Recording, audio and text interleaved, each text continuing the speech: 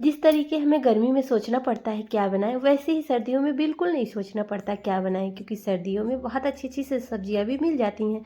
और नाश्ता कुछ भी बना दो ना, सब लोग खा लेते हैं आसानी से। फ्राई करके खाओ, विदाउट फ्राई करके खाओ, किसी भी तरीके से खाओ, हजम भी बहुत जल्दी हो जाता है। तो क्यों ना ऐसी आज चटाकेदार हम नाश्ता की रेसिपी आप लोगों के साथ शेयर करें। Welcome back to my channel cooking with Anubhav. आज हम बनाएंगे 1 कप पोहे से बहुत ही चटाकेदार नाश्ता। सिर्फ 1 कप पोहे से बहुत ज़्यादा ताम झाम नहीं है, बहुत ज़्यादा चीज़ें हमें कुछ मार्केट से नहीं लाना, इजली हमारे घर में सारी चीज़ें अवेलेबल रहती हैं। उसी से हम नाश्ता बनाने वाले हैं। हम यहाँ पे 1 कप पोहा लेंगे। पोहा आप किसी भी क्वालिटी का ले सकते हैं, खुला पैकेट का लें, खुला वाला लें, मोटा लें, पतला लें, कोई भी लें। पोहे को हमें सबसे पहले 2 से 3 बार अच्छे से क्लीन कर लेना है, इसकी डस्ट वगैरह साफ़ हो जाएगी और पोहा थोड़ा सॉफ्ट भी हो जाएगा। इस तरीके से सारे पोहा को हमें साफ़ कर लेना है। तो यहाँ पे देखिए पोहा को हमने साफ़ कर लिया है। पोहा हमारा पतला वाला है। पोहे को हमारे यहाँ चिवड़ा भी बोलते हैं, आपके यहाँ क्या बोलते हैं कमेंट में ज़रूर बताइएगा। तो चलिए पोहे को रख देते हैं साइड में। कुछ और भी काम हम कर लेते हैं, जो कि हमें पोहे के साथ कुछ सब्जियां लगेंगी। तो हमने यहाँ पे सारी सब्जियों को कट कर लिया है, जैसे कि थोड़े से गाजर, थोड़ा सा हमने यहाँ पे हरा धनिया, थोड़े से प्याज, हरी मिर्च, जो भी सब्जियां आपके पास हों। कहने की कोई ज़रूरत नहीं है, इसमें जितनी सब्जियां ऐड करेंगे उतना ही नाश्ता आपका हेल्दी बनेगा। तो हमने यहाँ पे जो जो सब्जियां हमारे पास थी, हमने सारी सब्जी यहाँ पे डाल दी हैं। थोड़ी सी हमने पालक भी डाल दिया है, थोड़ी सी मेथी के पत्ते, ये सारी चीज़ें हम यहाँ पे ऐड कर देंगे। नाश्ता हमारा देखने में भी अच्छा लगेगा और खाने में भी अच्छा लगेगा। तो चलिए यहाँ पे अब हम डाल देते हैं साबुत जीरा। अपने टेस्ट के अकॉर्डिंग ही मसाले डालिएगा, जो आपके घर में खाना पसंद करते हैं वही मसाले आप यहाँ पे डाल सकते हैं। आप यहाँ पे अजवाइन भी डाल सकते हैं। अब हम यहाँ पे डाल देते हैं थोड़ा सा हल्दी पाउडर, कलर भी अच्छा आएगा और सर्दियों में हल्दी वैसे भी शरीर को गर्म रखती है, तो इसलिए हल्दी ज़रूर डालिएगा। चलिए यहाँ पे टेस्ट के लिए नमक भी डाल देते हैं, क्योंकि अगर नाश्ते में नमक नहीं जाएगा तो फिर नाश्ते का टेस्ट ही क्या मिलेगा हमें ना। और अब हम यहाँ पे डाल दे रहे हैं 1/4 कप के लगभग सूजी। 1 कप पोहे में 1/4 कप हमें सूजी का इस्तेमाल करना है। यहाँ पे हमने एक बड़े साइज़ का आलू बॉयल करके ग्रेट करके रख लिया था पहले से। तो यहाँ पे हम आलू डाल रहे हैं सारी चीज़ों को बाइंड करने के लिए। तो सूजी ज़रूर डालिएगा, सूजी से क्रिस्प बहुत अच्छा आता है। तो यहाँ पे देखिए सारी चीज़ों को हमें मिक्स देना है। तो फ्रेंड्स, आज की रेसिपी बहुत ही टेस्टी के साथ साथ ये हेल्दी भी होगी। और हम आपके साथ ना एक और रेसिपी पोहे की ही शेयर करेंगे, तो वीडियो को एंड तक देखिएगा, तभी आपको रेसिपी समझ में आएगी और बहुत अच्छी रेसिपी बन के तैयार होती है। तो मॉर्निंग में जब भी झटपट कुछ बनाना हो ना, तो इस नाश्ते को आप ट्राई कर सकते हैं। आप यहाँ पे कच्चे आलू का भी इस्तेमाल कर सकते हैं, या 1 से 2 चम्मच बेसन डाल दीजिए बाइंडिंग के लिए, और कच्चे आलू का इस्तेमाल आप यहाँ पे ग्रेट करके कर सकते हैं। तो मेरे पास बॉयल किया हुआ आलू था। बच्चों के टिफ़िन के लिए अगर कुछ समझ में नहीं आ रहा ना, तो इस नाश्ते को आप ट्राई कर सकते हैं। मॉर्निंग में झटपट से 10 मिनट के अंदर बना सकते हैं इसको। और इडली, डोसा, समोसे, बर्गर को भी फेल करेगा, ये इतना टेस्टी लगता है और बनाने में भी बहुत आसान होता है। इस तरीके से अब यहाँ पे थोड़े से हम हाथों में तेल अप्लाई करेंगे या घी डाल दें, हाथों में थोड़ा सा कुछ लगा लें और यहाँ पे इसके टिक्की जैसे शेप हम दे देते हैं। कुछ लग रहा है ना फट रहा है साइड से, कोई दिक्कत नहीं है, पहले तो फटेगा नहीं, क्योंकि कुछ सब्जियां हैं, जैसे सब्जियां बहुत ज़्यादा मोटी रहती है ना कटने में, तो फिर थोड़ा इधर उधर से क्रैक्स आ सकते हैं। लेकिन ये तेल में जाके बिल्कुल बिखरेंगे नहीं, बिल्कुल खुलेंगे नहीं, इसका कोई टेंशन लेने का नहीं। अब यहाँ पे देखिए हम अच्छे से इसमें टिक्कियाँ जैसे बना लेंगे और बीच में होल कर देंगे, जैसे मेदू वड़े में हम लोग बनाते हैं ना, उस तरीके से होल कर देंगे, ताकि नाश्ता हमारा दोनों तरफ से अच्छे से सीख जाए। जब हम ऑयल में इसको डिप करेंगे ना, तो ये इसमें ऑयल ऊपर नीचे दोनों तरफ से अच्छे से सेकेगा। गरम तेल जैसे ऊपर नीचे होगा ना, तो अच्छे से सीख जाएगा। इसलिए अच्छे से इसको हमें बना लेना है सारी टिक्कियों को। तो इस तरीके से नाश्ता बना सकते हैं, चाय के साथ खाएं, बच्चों को टिफ़िन में दें, अचानक से मेहमान भी आ जाते हैं तो भी इस नाश्ते को आप बना सकते हैं। तो चलिए सारा नाश्ता हमारा बन के रेडी हो गया है। और अब नेक्स्ट प्रोसेस भी हम लोग देख लेते हैं। सेम बाउल हमने वापस से फिर से लिया हुआ है। हमने यहाँ पे गेहूँ का आटा लिया है, आप यहाँ पे बेसन का इस्तेमाल कर सकते हैं। अब हम यहाँ पे डाल देंगे चावल का आटा। गेहूं के आटे के साथ साथ हमने यहाँ पे चावल के आटे का इस्तेमाल किया है। अजवाइन या जीरा कुछ भी डाल दें, हमने यहाँ पे अजवाइन का इस्तेमाल किया है। थोड़े से पालक के पत्ते डालेंगे, ताकि नाश्ता का हमारे लुक क्रिएट होगा, अच्छा सा लुक आएगा। अब यहाँ पे हम डाल देते हैं थोड़ी सी चिली फ्लेक्स, और अब हम यहाँ पे डाल देते हैं थोड़ा सा, 1 चुटकी से भी कम नमक डालेंगे। बहुत ज़्यादा हमें नमक नहीं डालना है। हम यहाँ पे 2 चम्मच बेसन भी डाल देते हैं, तो बेसन पोहा से अच्छा टेस्ट आएगा। अब यहाँ पे हम डाल देते हैं 1 चुटकी फिर से हल्दी और नमक। अब यहाँ पे हम कुछ नहीं डालेंगे, पानी से इसका स्लरी बना के रेडी कर लेते हैं।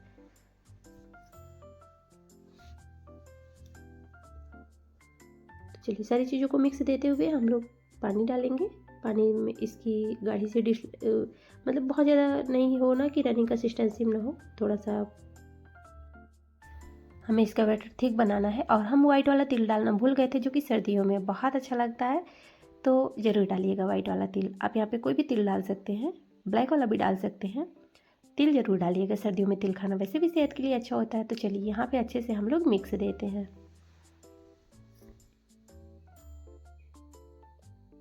तो यहाँ पे कंसिस्टेंसी आप लोग देख सकते हैं, बहुत ज़्यादा हम यहाँ पे पानी का इस्तेमाल नहीं करेंगे। थोड़ा सा हमने यहाँ पे चावल का आटा भी डाला हुआ है, इसलिए यहाँ पे थोड़ा सा पानी हम और डाल देते हैं, ताकि ये अच्छे से चावल का आटा डाले हैं तो थोड़ा सा फूलने में टाइम लगेगा, तो इसलिए पानी भी सोख लेगा, तो इसलिए हमने यहाँ पे पानी डाल दिया हुआ है।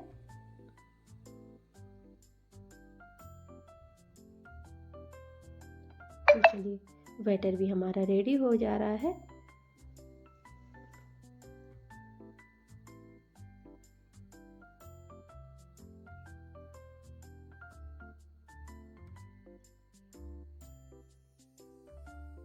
अब हम लोग नाश्ता बनाने के प्रोसेस में चलते हैं। हमने यहाँ पे पैन या कढ़ाई लेना है और यहाँ पे हम लोग ऑयल डाल देते हैं। बहुत ज़्यादा हम इसको डीप फ्राई नहीं करेंगे, थोड़ा सा ही हमने ऑयल डाला हुआ है। अगर आप चाह रहे हैं तो इसको बहुत ज़्यादा तेल डाल के डीप फ्राई भी कर सकते हैं। और अब क्या करना है कि इसको हम थोड़ा थोड़ा सा स्लरी में डिप करते हुए और ऑयल में डालते जाएंगे। आप यहाँ पे थोड़ा सा ब्रेड क्रम्स भी लगा सकते हैं, ताकि और भी क्रिस्प ऊपर से रहे। वैसे भी नाश्ता चावल का आटा हमने डाला हुआ है, तो इसकी वजह से वो क्रिस्प रहेगा ही। तो जितना हमारा नाश्ता एक बार में आ रहा है, उतने पीसेस हम ऐड कर दे रहे हैं। थोड़ा सा जगह बनाते हुए डाल देते हैं सारे नाश्ते को। फ्लेम को लो रखना है, बहुत ज़्यादा हाई नहीं रखना है, मीडियम में रखना है। बहुत ज़्यादा हाई ना रखें ना तो फिर बहुत ज़्यादा लो रखें। और ये बहुत ज़्यादा ऑयली भी नहीं होते हैं। इस तरीके से हमें सारे नाश्ते को फ्राई कर लेना है।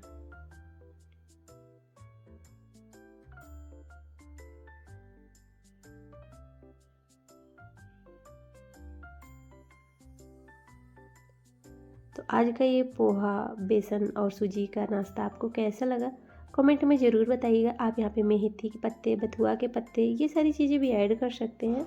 आपका नाश्ता बहुत ही लाजवाब बनेगा। मटर का सीज़न है, थोड़ा सा दरदरा सा मटर भी पीस के डाल सकते हैं, वो आपकी चॉइस है। आप नाश्ते को कितना टेस्ट देना चाहते हैं। तो देखिए, जो हमने थोड़े से होल्स किए थे ना, उसकी वजह से ऑयल इधर उधर जा रहा है, इस साइड से उस साइड। तो इससे क्या होगा कि नाश्ता हमारा दोनों तरफ से अच्छे से सीख जाएगा, बीच से भी ये सीख जाएगा, कच्चे बिल्कुल नहीं लगेंगे। और ये देखिए हमारे नाश्ते का फाइनल लुक कितना अमेजिंग सा आया हुआ है। और यकीन मानिए बहुत ही टेस्टी बना हुआ था यह नाश्ता, बहुत ही क्रिस्प था। तो इस तरीके से बना सकते हैं, बच्चों को, मेहमानों को भी सर्व कर सकते हैं।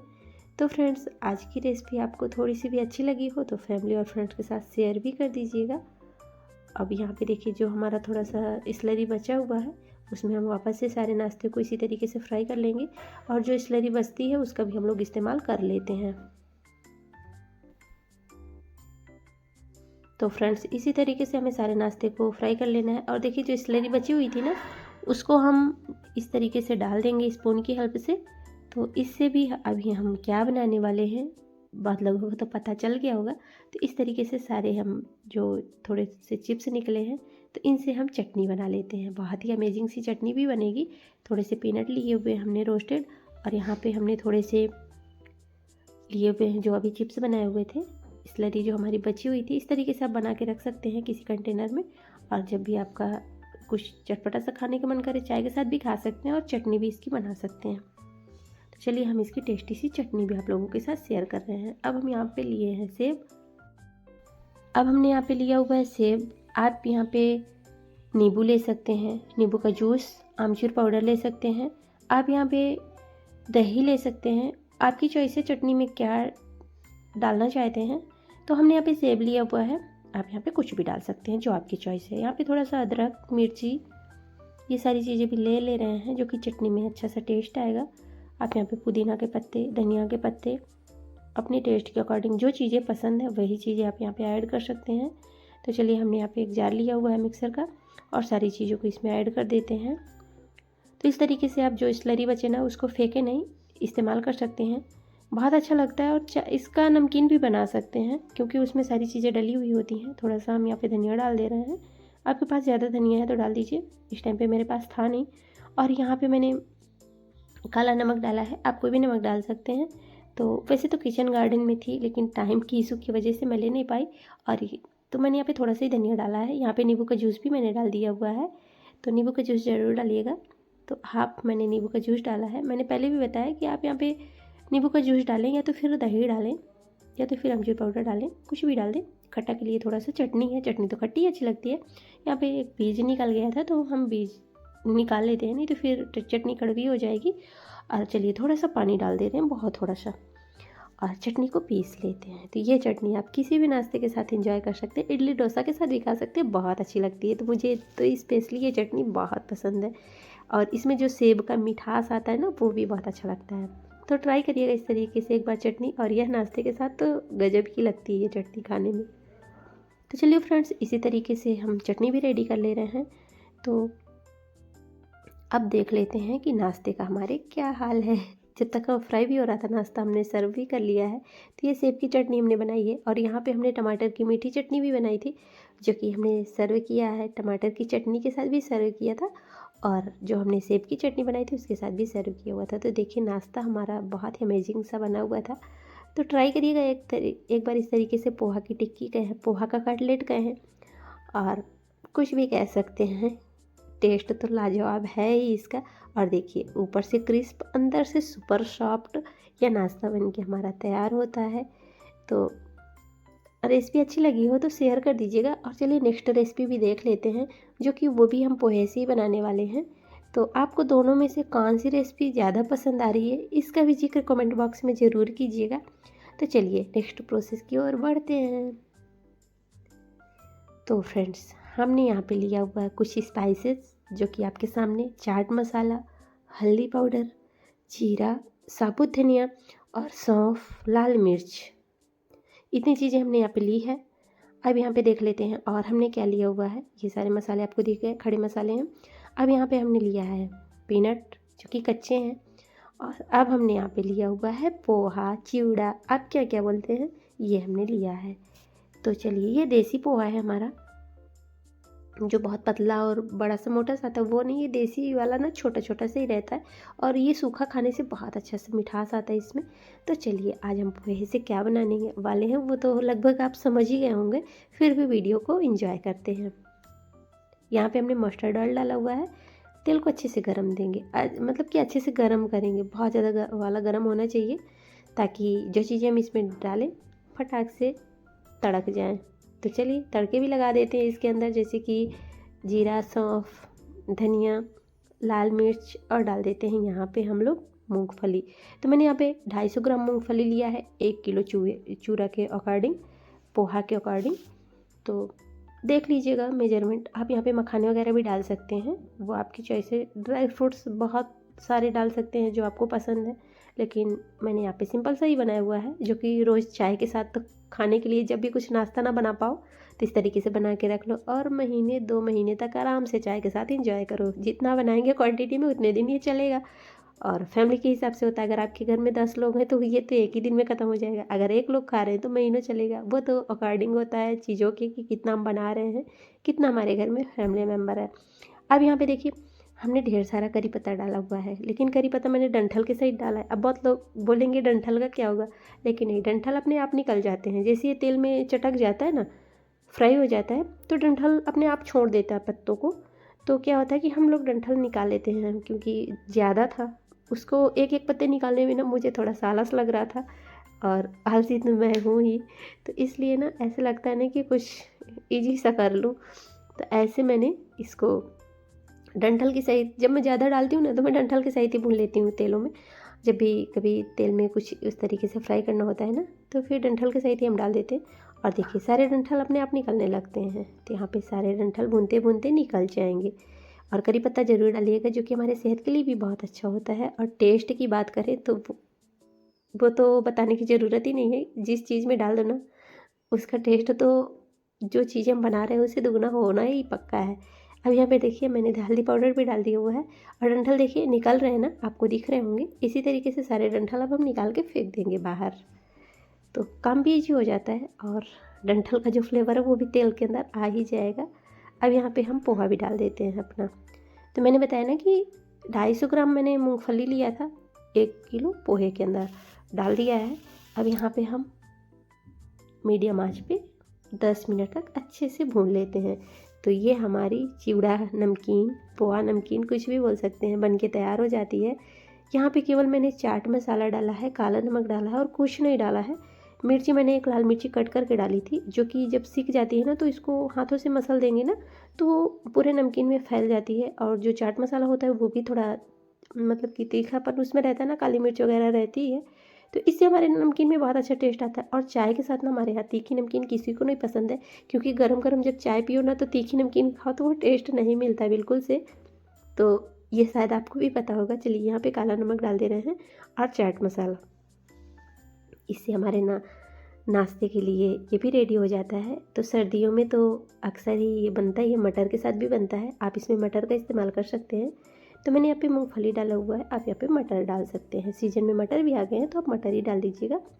और देखिए हमारी ये चूड़ा की नमकीन भी बन के तैयार हो गई है। अब इसको एयर टाइट डिब्बे में, सूखे बर्तन में किसी में डाल के रख दीजिए ठंडा करने के बाद, और आराम से चाय के साथ चटाकेदार इंजॉय कीजिए। तो दोनों में से आपको कौन सी रेसिपी पसंद ज़्यादा आई है, आपको ज़्यादा कौन सा बनाना आसान लगा, कमेंट में ज़रूर बताइएगा ना। और चलिए ऐसी आसान सी हेल्दी सी नाश्ते की रेसिपी लेके हम जल्दी आप लोगों के साथ फिर से उपस्थित होंगे। तब तक के लिए बनाइए, खाइए, इंजॉय करिए, अपनी सेहत का ध्यान दीजिए। और आपने अपना बेहद से बेहद कीमती टाइम दिया, इसके लिए आप सबका तहे दिल से धन्यवाद। तो चलिए मिलते हैं नेक्स्ट वीडियो में। थैंक्स फॉर वॉचिंग एंड जय माता दी दोस्तों।